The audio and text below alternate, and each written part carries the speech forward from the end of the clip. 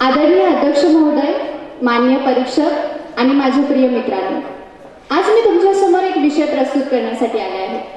कोणतीही दिशाभूल देखणी असावी लागते. हा विचार ऐकायला साधा वाटतो, बट आयुष्याकडे नीट पाहिलं तर कळतं की जितक्या वेळा आपण फसलो तितक्या वेळा ती चूक सुंदरच भासली होती. मित्रांनो, आपण कधीच उघड चुकीमागे जात नाही.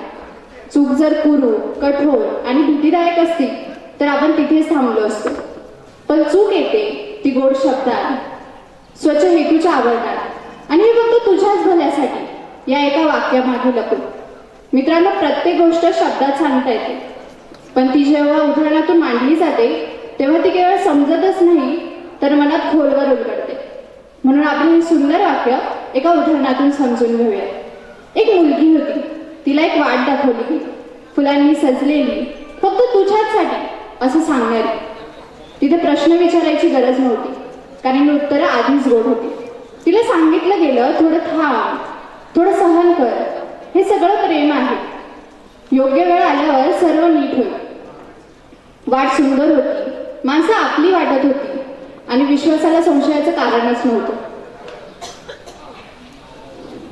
आयुष्याच्या अनेक अनुभवांमध्ये आपल्याला दिशाभूल अनुभवायला मिळते, जसे की नात्यांमध्ये. काळजीच्या नावाखाली हक्क येतात, प्रेमाच्या नावाखाली बंधनं येतात आणि ते आपण ओळखत नाही, कारण ते सर्व सुंदर दिसत असतं.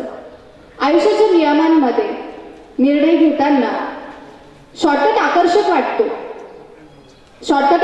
वाटतो, चमकदार यश आपल्याला खुणावतं, पण कष्टाचा खरा मार्ग कंटाळवाणा वाटू लागतो. लोकांवर विश्वास ठेवण्यामध्ये शब्द गोड असतात, चेहरे निरागस असतात, पण हेतू मात्र लपलेले असतात. मित्रांनो, जर आयुष्याची खरी दिशा ओळखायची असेल तर बाहेरची चमक नाही तर आतली शांतता ओळखायला हवी. कारण आयुष्याच्या वाटेवर चालताना जेव्हा मन अस्वस्थ असतं, आपला आवाज कमी होतो, तेव्हा ती वाट कितीही देखणी असली तरी ती चुकीचीच असते. मित्रांनो, अनेक पुस्तकामध्ये या वाक्याचा उल्लेख दिसून येतो, जसे की वि. स. खांडेकर यांची ययाती.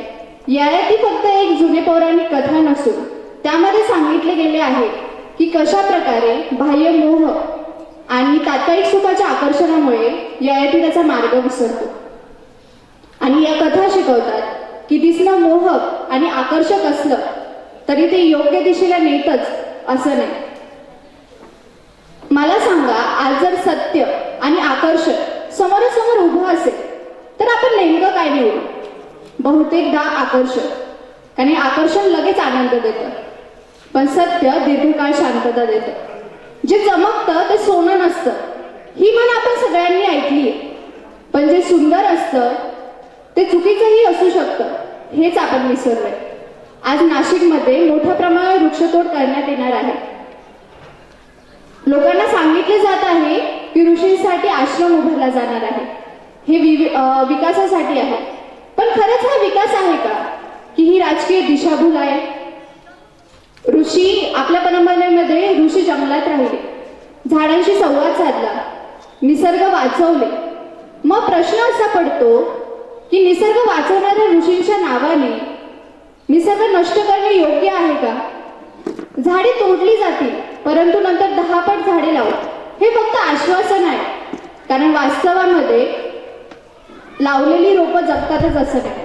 आणि जुन्या 30-40 वर्षांच्या झाडबंदीचा भर हे नवीन रोपं देऊ शकत नाही. नाशिक म्हणजे हिरवगार शहर, द्राक्ष बागा, गोदावरीचे शहर. पण अशीच जर वृक्षतोड चालू राहिली तर नाशिक फक्त एक कॉन्क्रीट सिटी म्हणून ओळखली जाईल. म्हणून विकास हा निसर्गासोबत व्हावा, निसर्गाच्या विरोधात नाही. आणि हीच राजकीय दिशाभूल असते. हे नक्की आहे की जो माणूस दिशाभूल ओळखू लागतो तो सहसा परत फसत नाही, तो कठोर होत नाही, तो जागरूक होतो. कारण आकर्षण हे क्षणभर थांबतं, पण सत्य हे आयुष्यभर साथ देतं.